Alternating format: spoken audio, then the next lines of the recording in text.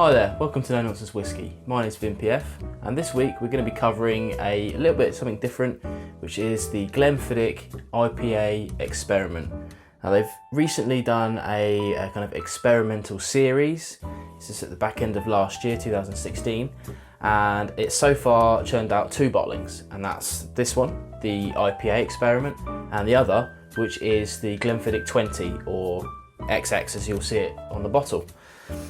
They are 2 different beasts entirely. One, the 20, is designed by sort of 20 of their global ambassadors who picked their own casks, and it's the kind of brainchild of that. I'll go into that in more detail when I cover that whisky itself. And this one was a kind of local experiment in the Speyside region with Glenfiddich and their kind of like the brewery near them, the Speyside Brewers. And they've put together this little experiment to see what it'd be like if they matured whiskey in an IPA barrel, and I believe they're working on something similar where the brewery takes some ex-whiskey barrels and does some stuff with that.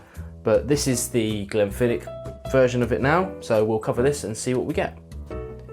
So this is bottled at 43%, and as said earlier, is by the Speyside Craft Brewers.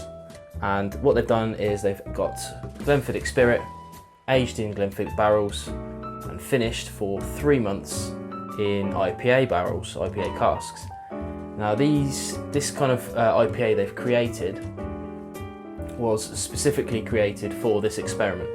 So the IPA has been selected to be kind of fruity, a little bit zesty. I think it even says it on the bottle, fruity and zesty, to match the Speyside character that Glenfiddich is so well known for. That's kind of it really with their stuff. So let's go straight into the dram and see what we think about it. It's quite easy to get hold of this one. It's about £45 for the bottle still. The 20 sells out a lot faster. This one not so much, so it's quite easy to get hold of. I'm not sure what it's like abroad.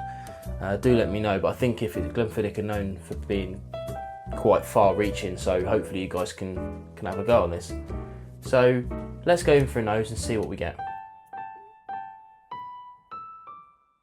So straight off the bat, there's these kind of caramels and sugars that if you're familiar with Speysides, you'll know what I mean. Sort of behind that, you're getting the kind of fruity notes, like apples is what comes along. I tend to think of it more like red apples, but I know a lot of people think of green apples. For me, it's a bit sweeter. It's not as sour as green apples, so I think of red apples like Pink Lady, Red Delicious, that sort of thing. Yeah, you get a lot of that. Some things that people say, they say that they can get some hops off it, but I mean, if I'm really sitting here thinking about it, I know what it is, but I have a concern that if I gave this to someone blind, they wouldn't pick those notes out. Let's go for a taste.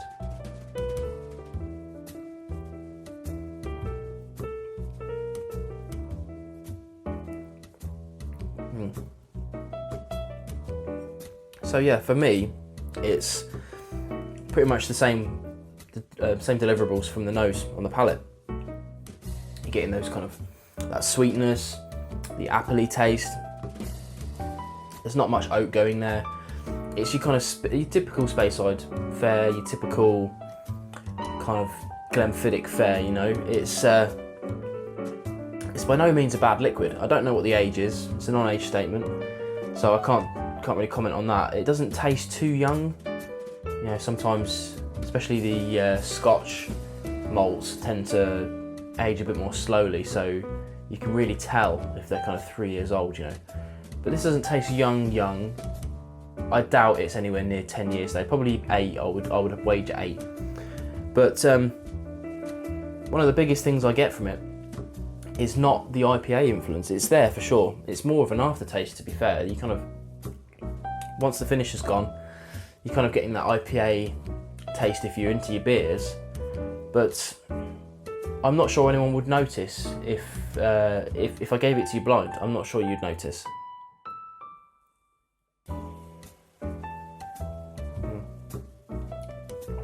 So I think I've tried this a couple of times before.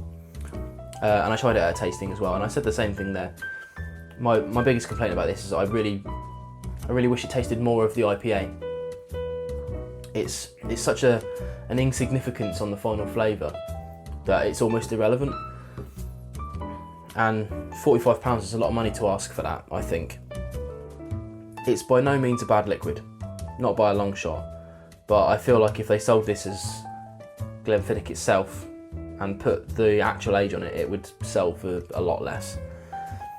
But there it lies, you know. I mean, for me, I'm a big beer drinker. I like an IPA, so for me, more IPA would be better. But I can imagine that some people aren't into their beers. They want to try something different, and this is certainly different. It's got a very slight kind of twang to it that, like I say, if I gave it to you blind, I don't think you'd pick out IPA, but I really think you'd be struggling to pick out that final note. You wouldn't know what to attach it to unless you were a beer drinker. But then, like I say, I'm not sure who they're aiming it towards. Either they're aiming it towards people who don't like beer that much, then what's the point? Or they're aiming it for people that do like beer a lot, and then it should taste a bit more. There you go, there's just my thoughts on it, really. Not much more to say on it. I'd say give it a go if it's in the area. 45 quid, I say, is a lot of money to ask for a non-age statement, for something that is probably, I don't want to say it's not too young, but it's definitely not over 10 years old. I'd wager money on it. But it's a lot of money to ask for the experiment itself, and it's kind of a coin flip for me whether I would suggest it or not. Like I said in the middle of the show, you know, I'm not sure who they're aiming it towards.